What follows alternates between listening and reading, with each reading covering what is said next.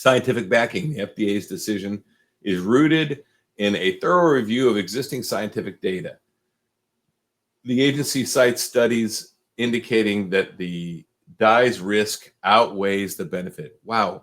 I would like to know in detail what the risk is. That's really interesting. I wonder if they're going to tell us. Probably not. Particularly for vulnerable populations such as children, because children can't decide what to eat, okay? They get fed what parents buy. And if parents are buying this stuff, then they're feeding their kids poison. And yeah, it's not good. All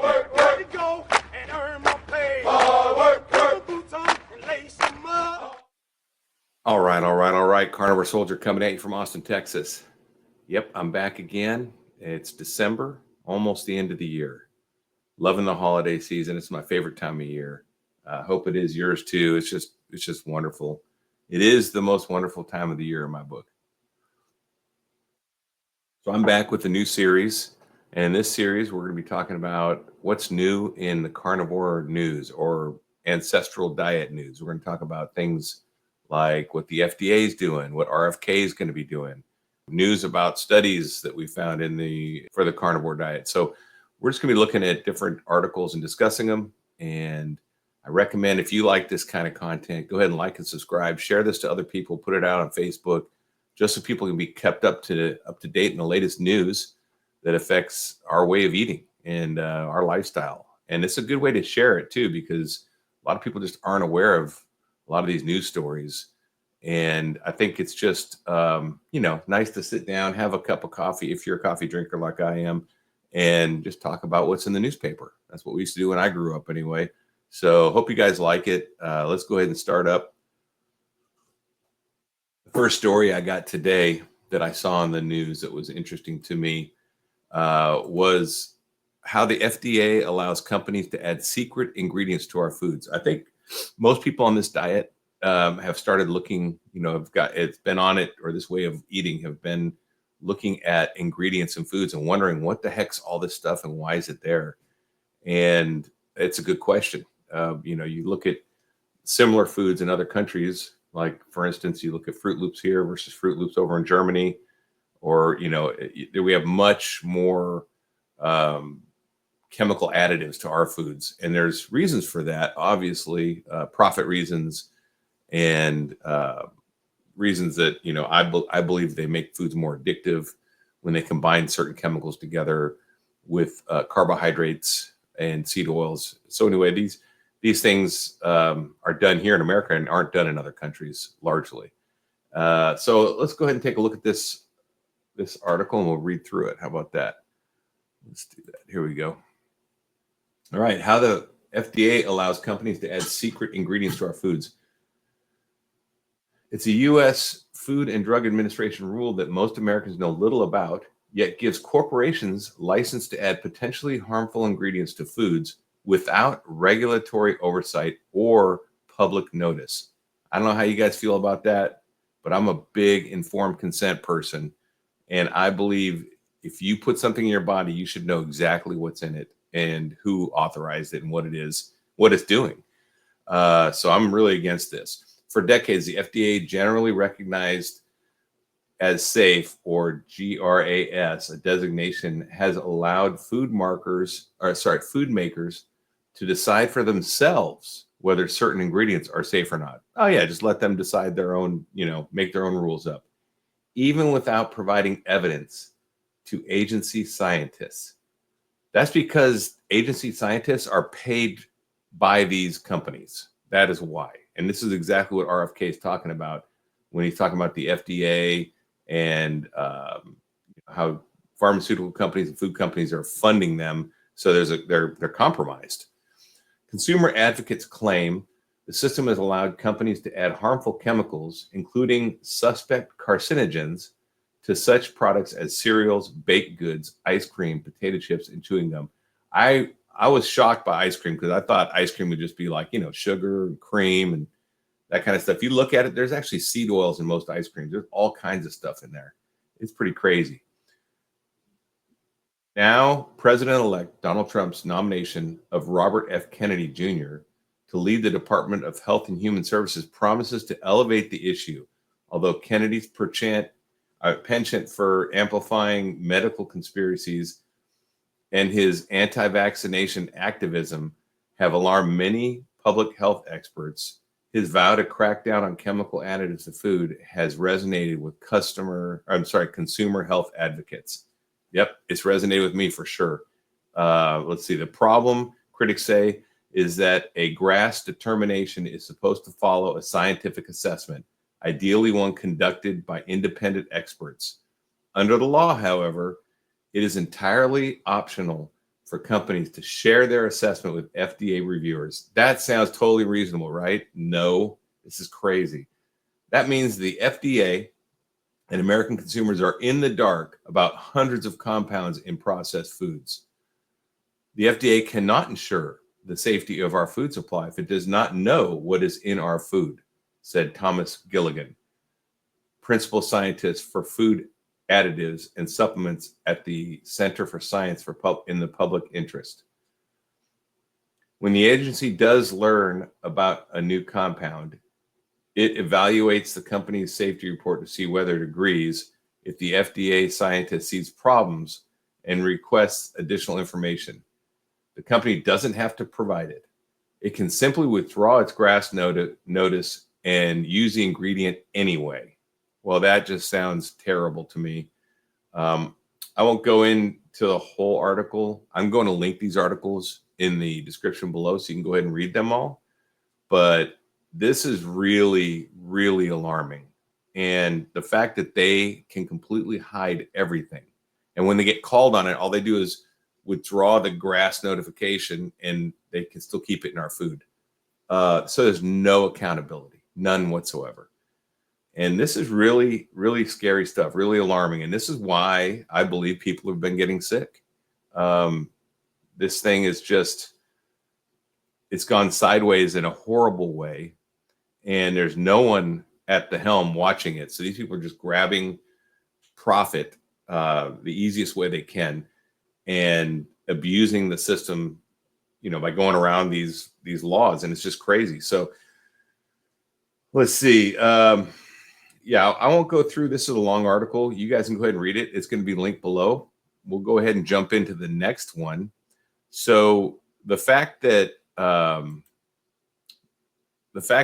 RFK is coming into office has people running for shelter already because they know they're going to get called up in front of congressional hearings and asked, why has poison been fed to our kids and our families for all these years? And no one stopped it. So now, even though he's not in place yet, the fact that they're threatening to put him in place, the FDA is looking at all of a sudden how to, block red food dye, which people have been advocating against for a long time. There's a lot of studies that show that the red food dye is potentially a problem. So my question is, if something's a potential problem, why add it if you don't need it? Because other countries don't have the red food dye, right? They use fruit or different natural additives to make the color red. So why do we insist on using this if there's even a potential to have a problem? Well, it's all profit. So let's go ahead and take a look at this. The FDA takes a stand against red food dye. Health concerns drive new ban. So they're running for the hills because they know RFK is going to be there and they're going to look terrible when they're called on it. In a landmark decision, landmark, that's a good word, that could reshape the food industry, the United States Food and Drug Administration has announced its intent to ban a widely used red food dye. So they're announcing their intent to actually do their job. Great. The move follows mounting evidence linking certain artificial food colorings to potential health risks, sparking debate among manufacturers, health advocates, and consumers alike. The controversial ingredient under scrutiny, the red dye in question, often found in candies, baked goods, soft drinks, and other processed food, has been the subject of scientific research and public concern for years. Let's make that decades, okay? Let's be real. Studies have raised questions about its safety. I remember when my son was born and he would have terrible nightmares, like night terrors, and our doctor said you might want to take foods with food coloring out of his diet. And we did, and those things went away. He was having popsicles, red popsicles, for snacks. And we took all that out, and all of a sudden he could sleep. It was, that's anecdotal. That is not scientific study, but that's my personal experience. I can tell you right now, that was not years ago. That was over a decade ago. The kid's 15 now. So yeah, it's been a long time. It's been over a decade. And that was well known back then. So, and it's not just red, it's yellows. There's all kinds of dyes, and these are made from petrochemical products and byproducts from making oil. This is just a profit grab, and it's really sickening that they do it here and they don't do it in other countries. All right, consumer advocacy groups have long campaigned against the dye, citing health concerns and urging regulators to prioritize public safety over an industry convenience. So human beings were never meant to eat processed oils of any kind or byproducts of processed oils. We're meant to eat natural whole foods. And that's really what I advocate for now. If you're not going to be a carnivore, that's fine. Just eat natural whole foods. Eat animal-based fats, not things coming from a factory. Eat, if you want to eat fruits and vegetables, that's fine. Go ahead and do that. Just eat whole foods that are not processed. Try to stay away from GMO stuff. Anything that's man-manipulated, stay away from.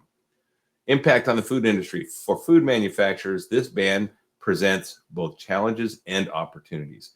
Many companies will need to reformulate their products to comply with the new regulations. Well, here's the good news. If they're actually selling this product over in Germany or some of the, Italy, then they can just reformulate to their existing formula over there. They don't need to come up with some new thing. They can just do that here. So that's good news. Let's see. Potentially incurring higher production costs. Natural alternatives such as beet juice, paprika extract, or anthocyanins derived from fruits and vegetables are likely to replace the artificial dye. And the reason they're likely to is because they already do in other countries. This is not anything new. The shift could also pave the way for innovation, with brands leveraging the change to market their product as healthier and more transparent. Clean label foods, those made without artificial additives, have seen a surge in customer demand in secret years. This is our chance. We vote with our dollars, right? This is how low fat became a big thing. People started looking for low fat on labels. Go beyond the labels, look at the ingredients, because labels can say anything they want. Look for the ingredients. If it has more than 4 ingredients, suspect the food. I mean, don't just buy it. Don't just throw it in there. If it has more than 4 ingredients, start finding out what those ingredients are, right? Whole foods will usually have 4 or less ingredients. So that's just a tip. You're going to buy an apple, it's an apple, right? You're going to buy a steak, it's a steak. When you buy something that's got 15 ingredients and you don't know what they're doing, it's not good.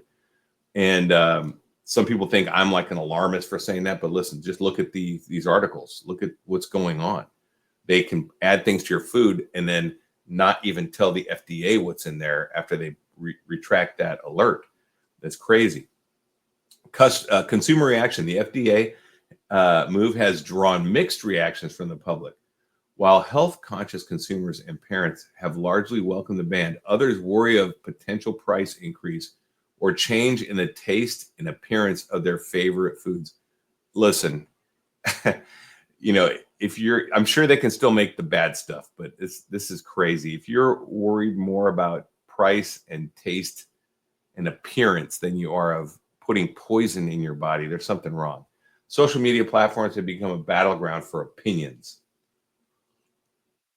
And hashtags like goodbye red dye and keep it tasty trending under the wake of the announcement. Keep it tasty. I wonder who could be behind that.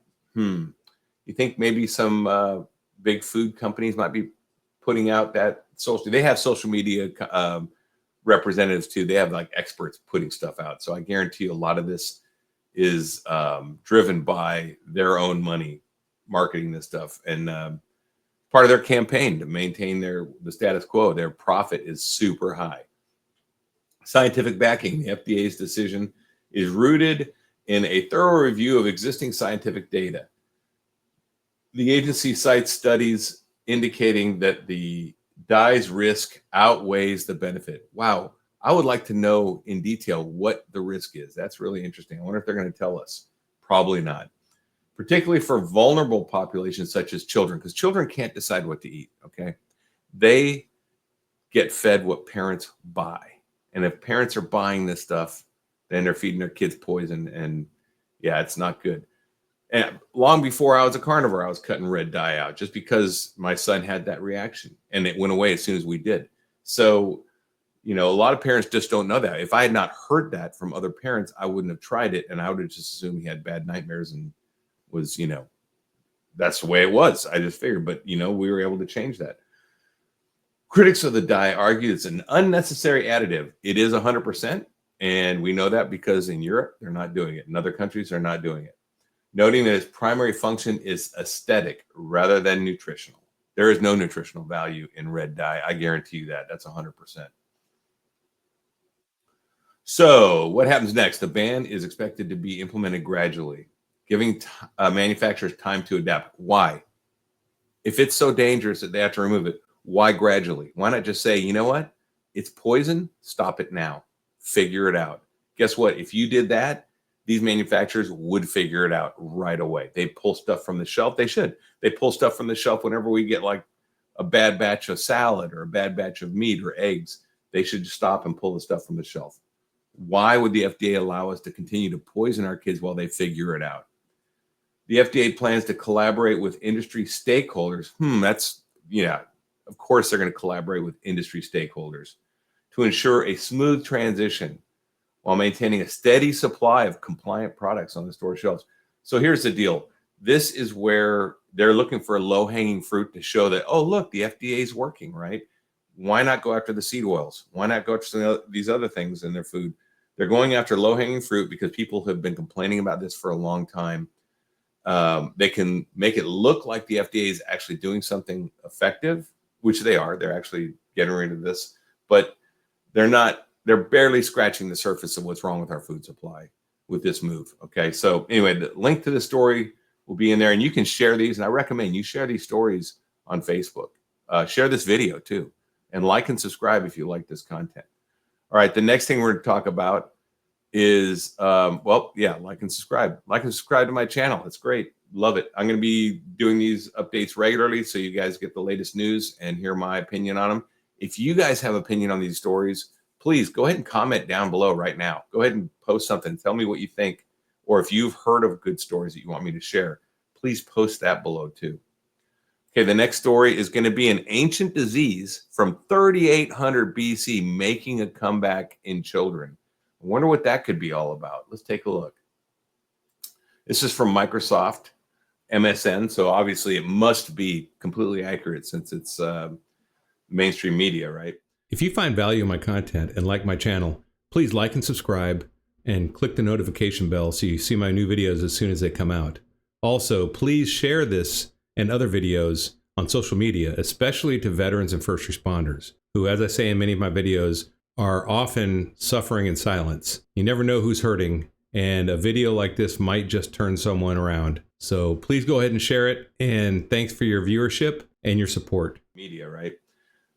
Let's see, an ancient disease linked to malnutrition is on the rise among American children. Troubling data shows.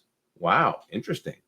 The rate of scurvy, which can cause feet to fall out and extreme pain, tripled between 2016 and 2020 from around 8 in every 100,000 to 27. Well, that is a huge jump. That is a huge jump. The condition is caused by a lack of vitamin C from fruit or vegetables, which is essential to keep the skin, blood vessels, and ligaments healthy. Millions of children in rural America live in food deserts. Food deserts. Neighborhoods where there is limited access to healthy, fresh food, who are especially vulnerable. But while this diet is a major contributor to scurvy, experts say there are other factors in play, including high rates of autism in minors. So, yeah, autism can be diet related too. And I think there's a lot of evidence to back that up, that there is, autism can be, the jump in autism can be linked to, women who are pregnant eating a certain diet. I believe that's true. In modern history, scurvy was documented in the 1500s, and more than 2 million sailors died from the condition between the 16th and 18th century. That's a true fact. It was thought to have disappeared in the 1900s. It pretty much had. Once it was discovered that eating a more well-balanced diet seemed to prevent it. But its resurgence in the 1970s, when the American diet became more carb-based and less dependent on fresh fruits and vegetables, according to National Library of Medicine. Well, actually, if you look into it, when sailors and soldiers in the Napoleonic Army and sailors in the British Navy had scurvy, they had a meat protocol where they would take them off all carbohydrates and put them on fresh meat, and their scurvy went away. So, the thing is, your vitamin C requirements, once you cut vegetables and carbohydrates out, drop radically. Like they're basically a whole magnitude less. So you're going to drop, and if you're just eating a zero carb or a low carb diet, you need much less vitamin C to maintain your body.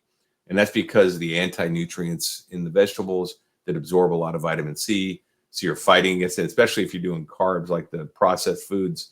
Yeah, scurvy is caused by a long-term lack of vitamin C. So people are basically eating till they're full, getting fat, and nutritionally they're starving. That's what's happening in America. I guarantee if you go down to other countries like Africa, South America, you see much less scurvy. And it's because they're eating more whole foods. Whole foods is the answer, okay, long term. So yeah, this is very alarming and not a good thing. And it's making a comeback because we're messing up our dietary system. We are causing scurvy now by malnourishing people through our processed foods. Eating oils that are not compatible with our body because our body's never designed to eat oils. This is scary stuff, and it's not good. So this article will be linked down below too. I'm running up on 20 minutes, so I didn't want to make these really long videos, but this is a great article. I would check this out. Again, go ahead and like and subscribe to the channel. Leave your messages below. Check these articles out. Read them up fully for yourself and share them if you think they're good. And share this video on social media too. So that's basically all I got, guys. All I got to say is stay strong and overcome. Carnivore Soldier out.